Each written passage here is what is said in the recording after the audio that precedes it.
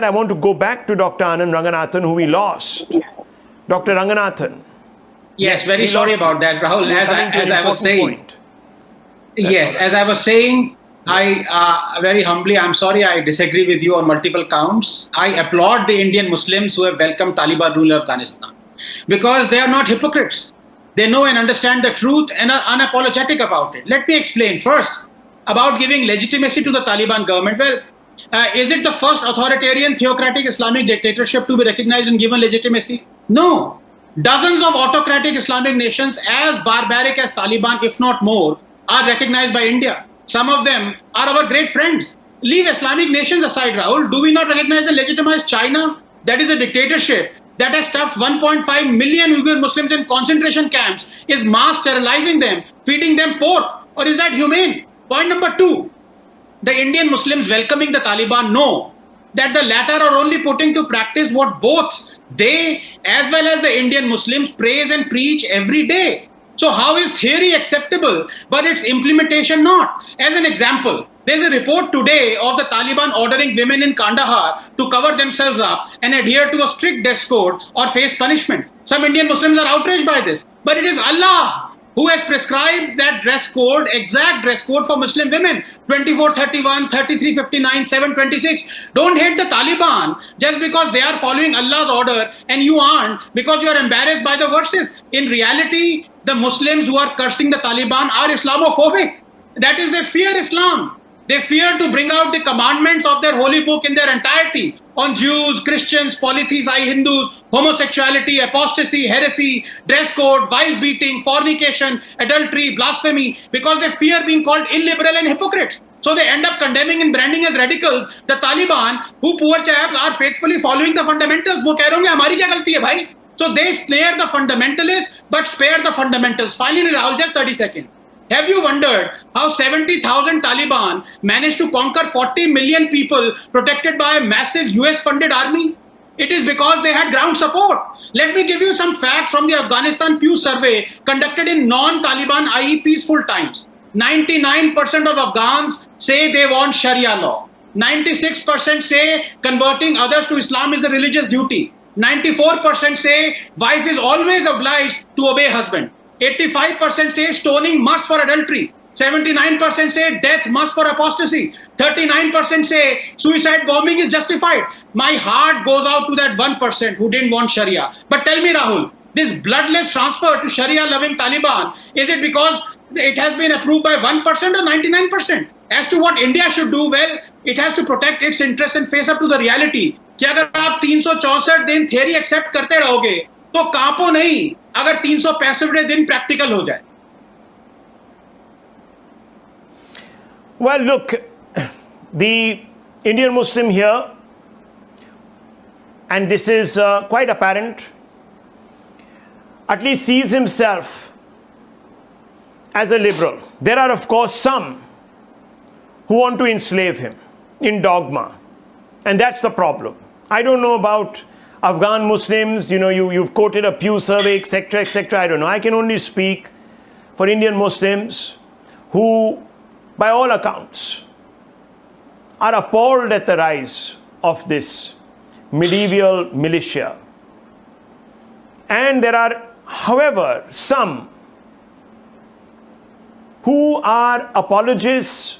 They are the ones who even justified the attacks on various newspapers in the West and routinely prescribe some very regressive laws to enslave different denominations, viewers. And I want to ask those people today that by doing this, are they abetting in the rise of the Taliban, and is that what they want? The entire subcontinent to be turned into a caliphate where Hindus, Christians, Sikhs, Parsis, Jains are enslaved or cut down if they refuse to convert. Is that what they're trying to say? Have they forgotten the indignity that was heaped by the Taliban on India as they plotted the IC-814 hijacking? Have they forgotten how the Taliban abetted in the training of the Lashkar-e-Toiba and the Jaish-e-Mohammed and the Al-Qaeda and all sorts of other terrorists who have a project to annihilate this country. Is that what they're celebrating today? First, I want to bring in G.D. Bakshi. General G.D. Bakshi, this is a dangerous moment. And individuals here who think that they are doing some great service to the faith by valorizing the Taliban are actually doing a disservice to this nation and its plurality. Of the Taliban, and is that what they want? The entire subcontinent to be turned into a caliphate where Hindus, Christians, Sikhs, Parsis, Jains are enslaved or cut down if they refuse to convert. Is that what they're trying to say?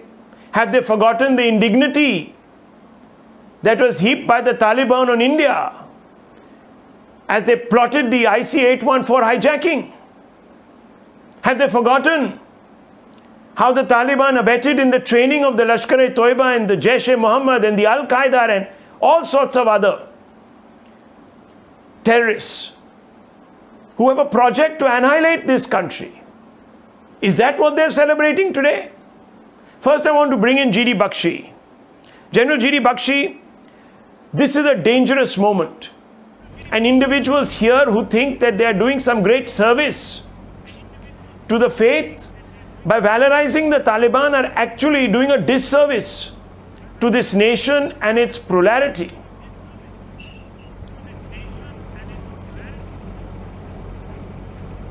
Absolutely, Rahul, I concur with you 100%.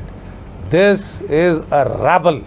This is a vicious group of thugs who are trying to take humanity back into a time warp in perhaps the 7th century AD. Anti-modernist, anti-women, they are a despicable bunch of bloodthirsty vandals. You see, and we saw the ISIS come up in Iraq and Syria.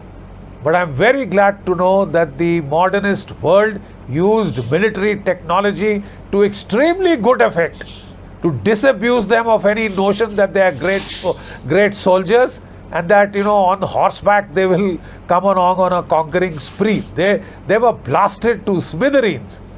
I think the same needs to be done to this group too, this bloodthirsty group from which you can see the way people are fleeing. At the end of the day, there are decent people all over who just want to get on with their lives, educate their kids, earn a living. Look at the way that man fell from the wheels of that C-17 Globemaster plane, fell about, I think, 3,000-4,000 feet to his death. He was trying to escape. He was voting with his feet.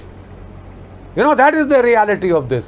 But in India, Rahul, I'm very sorry to state that even in our security establishment, there are some people who want to say, let us suck up to the Taliban. Oh, they have won. So that's what counts. We have to deal with them. We have, you know, some bureaucrats who feel that they can charm, they have got so much oodles of charisma that they can charm the pants off the Taliban. They'll have them eating out of their hands and the Taliban will switch sides from the ISI, from Pakistan and be beholden to us. I think you need to kick yourself in the shin so that you wake up. You know, you may be forced to deal with the Taliban because they are the people in power. But do not entertain exaggerated notions of how your charisma will transform the Taliban. It will do nothing of the sort. They will continue to do murder and mayhem and they get half the chance. You know, when I was serving in J&K, Rahul, from the year of the Lord 2000 to 2005, there were 5,000 armed terrorists in Jammu and Kashmir. 60% of them were foreigners, Pathans or Punjabis, who had, and about 45% were people who were either Pathans or who had been trained in Afghanistan. Figures of Robert Gates. You are about to see them trying to repeat this. The American army, the Americans gave 3 lakh weapons to the 300,000 strong Afghan National Army. It has surrendered without a damn fight, and all those weapons are available to be Exactly. transported by drones and quadcopters into J&K and Punjab. Right? Now we have people who advise Absolutely, you to and suck up and to that- the Taliban. That You can exactly, and that is